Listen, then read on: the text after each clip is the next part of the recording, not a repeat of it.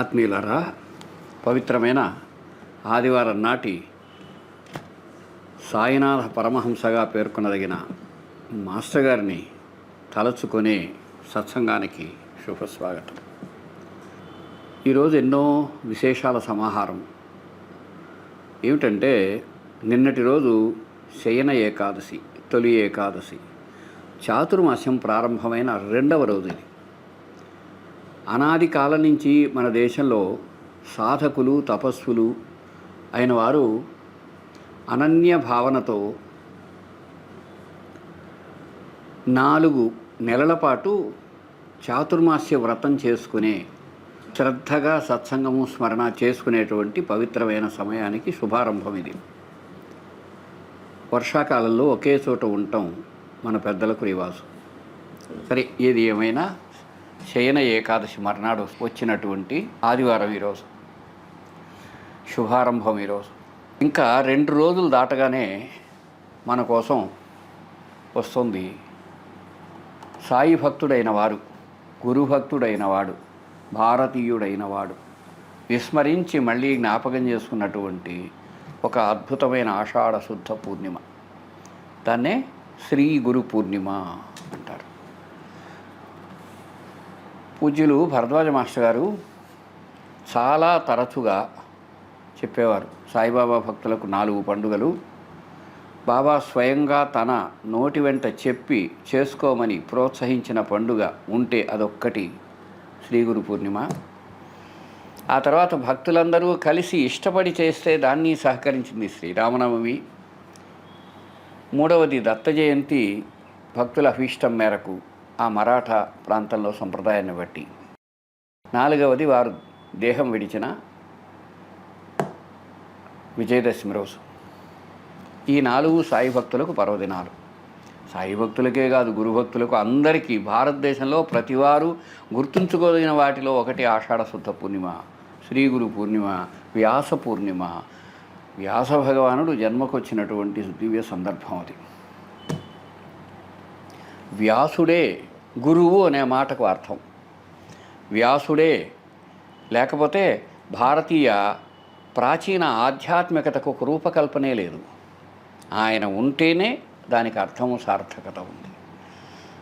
వేదాలు అంతకుముందు ఉంటే ఉండవచ్చు, అవి సంస్కరించి ఒక క్రమానికి వచ్చింది మాత్రం వ్యాసుడి వల్లనే. ఆ విధంగా 4 వేదాలను విభజించి అందులో ఒక అద్భుతత్వం ఉంది, మనం గుర్తుపెట్టుకోవాలి. మొత్తం భారతదేశం అంతా ఆ కళను ఒకసారి మనం ఆలోచిస్తే ఎలా ఉంటుందో మీతో కూడా పంచుకొనివ్వండి. వ్యాస భగవానుడు ఒక 10,000 మంది ఎంతోమంది శిష్యుల్ని మొత్తం భారతదేశం అంతా పంపించారు. భారతదేశం అంటే ఇప్పుడు మన భారతదేశం మ్యాప్లో ఉండేదే కాదండి. అక్కడ ఆఫ్ఘనిస్తాన్ నుంచి ఇటు నేపాల్, టిబెట్ వరకు, ఇటు చాలా దూరం సిలోన్తో సహా అవతల చాలా దూరం వరకు మన దేశమే. దాన్ని ఆర్యావర్తం అనేవారు అనుకుంటాను.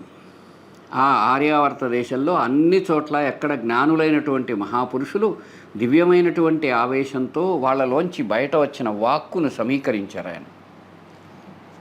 ఆ దివ్యవాక్కుల సముదాయమే వేదం. విదంటే జ్ఞానం.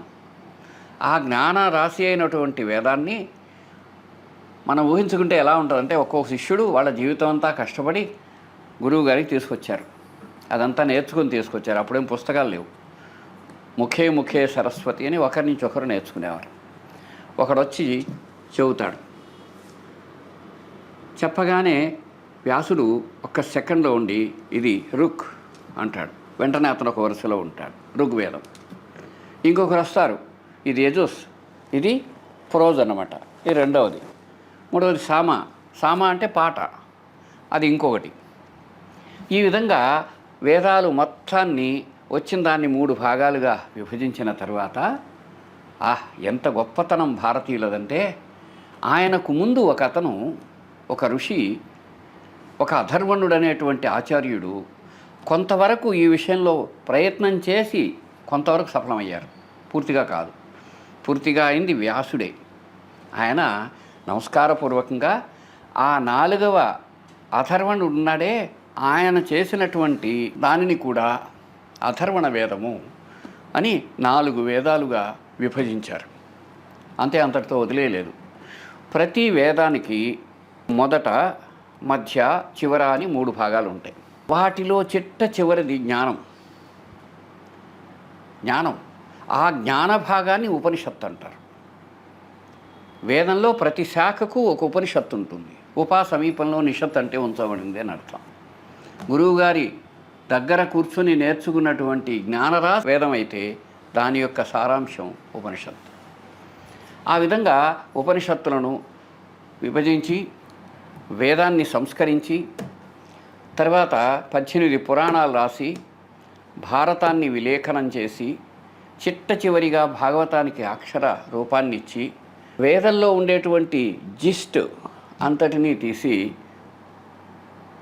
బ్రహ్మసూత్రాలని, అదేవిధంగా భారతంలో ఒక భాగం, ఒక అద్భుతమైన ఉపదేశ సారం భగవద్గీత అని, ఈ విధంగా భారతీయ ఋషిధర్మాన్ని తెలియజేసే ప్రస్థానత్రయం అనే ఉపనిషత్తులు, బ్రహ్మసూత్రాలు, భగవద్గీత 3కి కర్త ఎవరంటే వేదవ్యాసుడే. అందుకు ఆయన గురువులకు గురువు, మహద్గురువు, జగద్గురువు. ఇంకో విశేషం ఏంటంటే ఆ వ్యాసుడు ఎంతటి వాడంటే మనం నిత్య నైమిత్తిక కార్యక్రమాలకు కూడా చేయవలసినవి చెప్పారు. ఈరోజు మనం చేసే పూజకు మూల కారణం వ్యాసుడు. భలే స్పష్టంగా ఉంటుంది ఆయన చెప్పే ప్రతిదీ.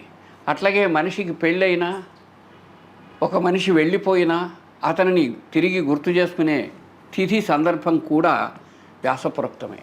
ఆ విధంగా వ్యాసుడు మన భారతదేశపు జనజీవన ఒక నాడి వంటివారు. ఆయన పుట్టిన దినాన్ని గుర్తు చేసుకొని తన భక్తులందరికీ తెలియజేసిన ఘనత సాయిబాబా వారిది. ఆ మహాపురుషుడికి నమోవాకాలు. తర్వాత అందుకని సాయి భక్తులు దాన్ని చేయటం వెనక అత్యుత్తమమైన భారతీయ విధానం ఉంది, ఋషి సంస్కారం ఉంది. ప్రాచీన భారతీయులకు సాయిబాబా వారసుడనేటువంటి భావనకు ఒక అద్భుతమైనటువంటి వ్యాఖ్యానం ఉంది. అందుకని మాస్టర్ గారు వేనోళ్ళ చెప్తూ ఖచ్చితంగా తానున్న చోట శ్రీ గురు పూర్ణిమ పండుగ చేసుకోమని ప్రోత్సహించి ఆయన కూడా అందులో పాల్గొనేవారు. ఆ విధంగా గురు పూర్ణిమ మొత్తం భారతదేశపు ప్రతివారికి గొప్ప పండుగ, విస్మరించిన పండుగ, తిరిగి చేసుకోదగిన పండుగ. ఇకపోతే ఈ చాతుర్మాస్య దీక్ష, ఇందులో ఏం జరుగుతుందంటే, ఒకటి జ్ఞానము, తర్వాతది ఆ జ్ఞానాన్ని అందరికీ అర్థమయ్యేలాగా చెప్పే పద్ధతి, ఇట్లా ఉంటుంది. వాటికి ఎన్నో రకాల వ్యాఖ్యానాలు ఉన్నాయి. అందరికీ అర్థం అవ్వాలి, అందరూ కూడా ఆ ఉత్తమ ధర్మాన్ని అనుసరించాలి అని. ఇప్పుడు ఏమైంది, విష్ణుమూర్తి గారు ఒక 4 నెలల పాటు యోగ సమాధిలో ఉంటారు.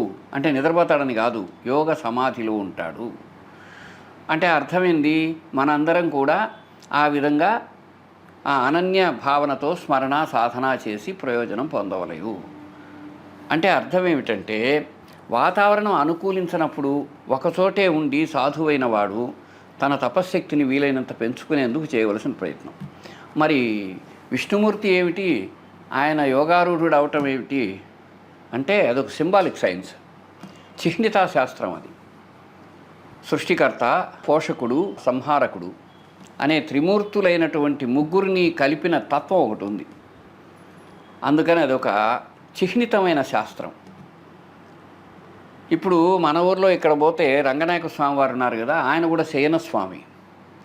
శయనస్వామి అంటే అర్థమైంది భక్తజన హృదయారవిందుడై అందరి హృదయములలో శయనించిన వాడై ఉన్న శయనస్వామి అని అర్థం. అది ఒక అద్భుతమైన ఆలోచన క్రమం అది. అందుకని ప్రాచీన భారతీయ ఋషులందరూ శాస్త్రవేత్తలే, జ్ఞానులే. వాళ్ళందరూ కలిసి మనకు అందించినటువంటి ఒక అపారమైనటువంటి వారసత్వానికి మనం నివాళులు అర్పించుకునేటువంటి పరమ పావనమైన రోజుల్లో గురు పూర్ణిమ ఒకటన్నది పూజ్యులు భరద్వాజ మాస్టర్ గారి అభిప్రాయం. కాబట్టి మనందరం ఈ 2 రోజులు 3 రోజులు శ్రద్ధగా స్మరణ నామం ఇష్టమైన రీతిలో మన జీవితాన్ని గడుపుతూ మనకు సాటివారికి ఉపయుక్తమయ్యేలాగా మనం సాధన చేసుకోవాలని, మన జీవితాన్ని ఉపయుక్తంగా ఉంచుకోవాలని, చేతనైనంత వరకు యజ్ఞము దానము తపస్సు కర్మ చెయ్యాలని పెద్దల మాట. అదే మనకు ఒక గొప్ప బ్రతుకు బాట, వెలుగుబాట కూడా. కాబట్టి వీలైనంత వరకు సత్సంగము స్మరణ ఏది మనకు వీలైందో ఆ రీతిలో మన జీవితాన్ని కనీసం ఈ 3-4 రోజులైనా గడిపితే బాగుంటుందనేది మాస్టర్ గారు లాంటి పెద్దలు చెప్తున్న విషయం. వారి బాటలో మనం కూడా ఆ విధంగా ఆ సత్ప్రయోజనాన్ని పొందేదముగాక. మీలో ఉండే పరమాత్ముడికి నమస్కారం. శ్రీ గురు పూర్ణిమ సందర్భంగా అందరికీ శుభాకాంక్షలు, ప్రశంసలు. శ్రీ సచ్చిదానంద సద్గురు సాయినాథ్ మహారాజ్ की जय. गुरुदेव दत्ता साई राम जय साई राम. गुरुदेव दत्ता साई राम जय साई राम. गुरुदेव दत्ता साई राम जय साई राम. गुरुदेव दत्ता साई राम जय साई राम. गुरुदेव दत्ता साई राम जय साई राम. गुरुदेव दत्ता साई राम जय साई राम. साई राम जय साई राम जय साई राम. साई राम जय साई राम जय साई राम. साई राम जय साई राम जय साई राम. साई राम जय साई राम जय साई राम. साई राम जय साई राम जय साई राम. साई राम जय साई राम जय साई राम. साई राम जय साई राम जय साई राम. साई राम जय साई राम जय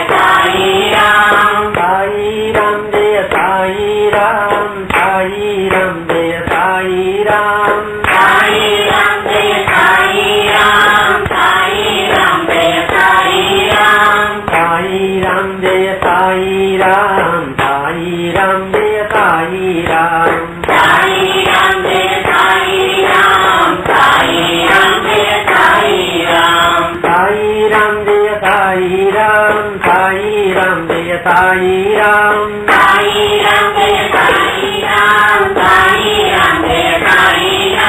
साई राम जय साई राम जय साई राम. साई राम जय साई राम जय साई राम.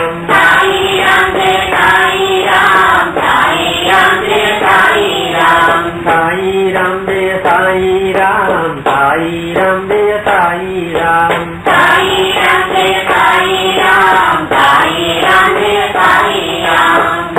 राम जय साई राम. साई राम जय साई राम जय साई राम. साई राम जय साई राम जय साई राम. श्री सच्चिदानंद सद्गुरु साईनाथ महाराज की जय.